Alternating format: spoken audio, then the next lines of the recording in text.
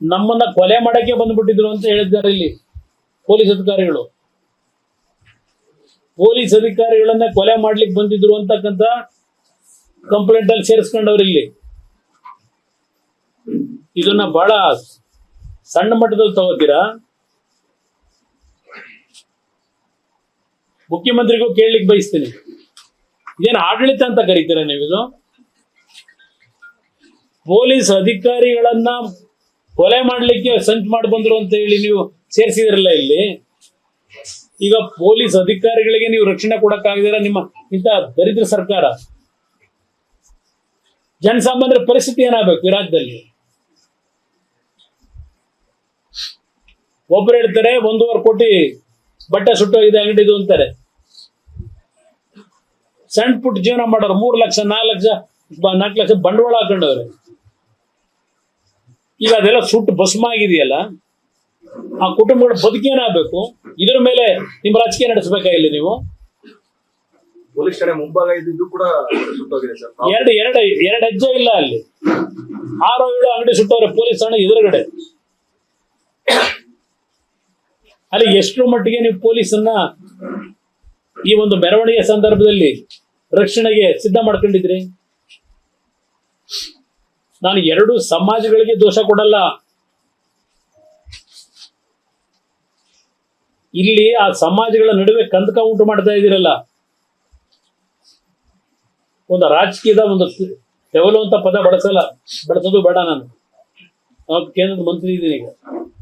Sir, ನಾಗಮಂಗಲದ ಘಟನೆ ಇಡೀ ಸರ್ಕಾರದ ಅಥವಾ ಕಾಂಗ್ರೆಸ್ ಪಕ್ಷದ ಪ್ರಾಯೋಜಿತ ಆದ್ರೆ ಸರ್ಕಾರಕ್ಕಾಗ್ಲಿ ಕಾಂಗ್ರೆಸ್ ಆಗ್ಲಿ ಯಾವ ತರ ಅನುಕೂಲ ಆಗಿದೆ? ಯಾಕೆ ಅವಸರ ಮಾಡ್ತಾರೆ? ಅನುಕೂಲ ಅನಾನುಕೂಲ ಪ್ರಶ್ನೆ ಸರ್ಕಾರದ ನನಗೆ ಬೇಕಿಲ್ಲ. ಈಗ ಇಲ್ಲ ಪಕ್ಷಗಳದ ಅನುಕೂಲ ಅನಾನುಕೂಲ ಬೇಕಿಲ್ಲ. ನನಗೆ ಬೇಕಾಗಿರೋದು ನಾಗಮಂಗಲದ ಜನ ನೆಮ್ಮದಿಯಿಂದ ಬದುಕ್ತಾ ಇದ್ರಲ್ಲ, ಯಾವ ಉದ್ದೇಶ ಇಟ್ಕೊಂಡು ಮಾಡಿದ್ದಾರೆ ಅಂತ. ಅದಕ್ಕೆ ತನಿಖೆ ಆಗ್ಲಿ, ಏನೇನು ಸತ್ಯ ಹೊರಗೆ ಬರ್ಲಿ. ಯಾವ ತನಿಖೆ ಮಾಡ್ತಾರೆ ಇವರು? SIT ತನಿಖೆ ನೋಡಿಲ್ವ ನಾನು? ಯಾವ್ದೋ ನಿಮ್ಮ ವಾಲ್ಮೀಕಿ ಅಭಿವೃದ್ಧಿ ನಿಗಮದ್ದು SIT ತನಿಖೆ. ಬಹುಶಃ ರಾಜ್ಯದಲ್ಲಿ ಮೊದಲು ಹೇಳಿದವನೇ SIT ಅಂತಕ್ಕಂಥದ್ದು ಸಿದ್ದರಾಮಯ್ಯ ಶಿವಕುಮಾರ್ ಇನ್ವೆಸ್ಟಿಗೇಷನ್ ಟೀಮ್ ಅಂತ ಹೇಳಿ ಪ್ರಥಮವಾಗಿ ಹೇಳಿದವನು ನಾನೇ. SIT ಅಂದ್ರೆ ಈ ರಾಜ್ಯದಲ್ಲಿ ಯಾವ ರೀತಿ SIT ನಡೀತಿದೆ ಗೊತ್ತಿದೆ ನನಗೆ. ಇಲ್ಲಿ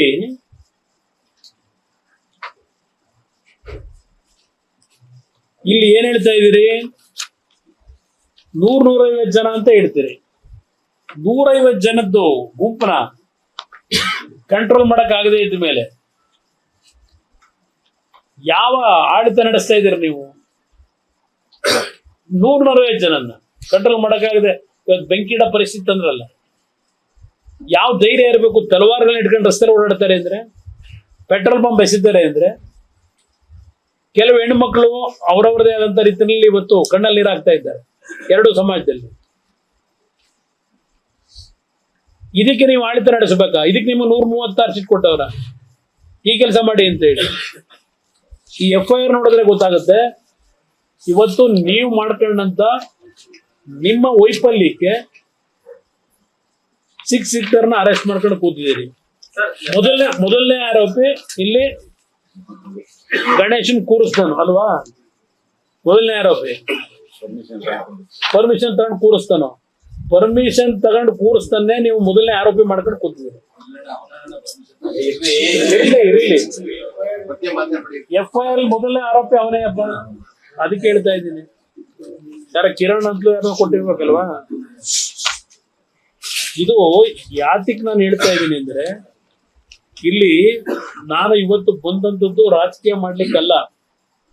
2 ಸಮಾಜದ ಬಂಧುಗಳಿಗೆ ಬರೀ ನಾಗಮಂಗಲ ಕೇಳೋದಷ್ಟೇ ಅಲ್ಲ, ನಾನು ಮಾಧ್ಯಮದ ಸ್ನೇಹಿತರ ಮುಖಾಂತರ ಇಡೀ ರಾಜ್ಯದ ಜನತೆಗೆ ನಾನು ಮನವಿ ಮಾಡ್ತೇನೆ. ಇಡೀ ರಾಜ್ಯದ ಜನತೆಗೆ ಇವತ್ತು 2 ತರ ವರ್ಗವನ್ನು ನಾನು ಕಾಣ್ತಾ ಇದ್ದೇನೆ. ಕೇಂದ್ರದಲ್ಲಿ ಮಂತ್ರಿ ಆಗಿದ್ದೇನೆ. ಇವತ್ತು ದೇಶ ಯಾವೊಂದು ಪ್ರಗತಿಯತ್ತ ಹೋಗ್ತಾ ಇದೆ ಅದು ಒಂದು ಭಾಗ ಕಾಣ್ತಾ ಇದ್ದೇನೆ ಕೇಂದ್ರದ ಮಂತ್ರಿಯಾಗಿ. ಇನ್ನೊಂದು ವರ್ಗ ಪ್ರತಿದಿನದ ಜೀವನಕ್ಕೆ ಯಾವೊಂದು ಶ್ರಮ ಆಗ್ತಾ ಇದ್ದಾರೆ ಆ ವರ್ಗವನ್ನು ನೋಡ್ತಾ ಇದ್ದೇನೆ. ಈ ಹಿನ್ನೆಲೆಯಲ್ಲಿ ಮನವಿ ಮಾಡೋದು ನಾನು, ಇಡೀ ರಾಜ್ಯದ ನನ್ನ ಜನತೆಗೆ ದಯವಿಟ್ಟು ಇಂಥ ಒಂದು ಕೋಮ ಸಂಘರ್ಷಗಳು ಅಂತಕ್ಕಂಥದ್ದು ಎರಡು ಗುಂಪುಗಳ ನಡುವೆ ಏನು ಒಂದು ಎರಡು ಸಮಾಜಗಳ ನಡುವೆ ಇವತ್ತೊಂದು ಕಂದಕ ಸೃಷ್ಟಿ ಮಾಡ್ತಾ ಇದ್ದಾರೆ. ಇದಕ್ಕೆ ಯಾವುದೇ ಕಾರಣಕ್ಕೂ ಎರಡೂ ಸಮಾಜಕ್ಕೂ ಹೇಳ್ತೇನೆ, ನಮ್ಮ ರಾಜ್ಯ ಸರ್ವ ಜನಾಂಗದ ಶಾಂತಿಯ ತೋಟ. ಅವತ್ತು ಹೇಳಿದ್ದೇನೆ, ಇವತ್ತು ಹೇಳ್ತೇನೆ, ಅನ್ಯಾಯ ಮಾಡ್ಕೋಬೇಡಿ. ಮುಗ್ಧರನ್ನ ಬಲಿ ತಗೊಳ್ಳೋದು ಬೇಡ.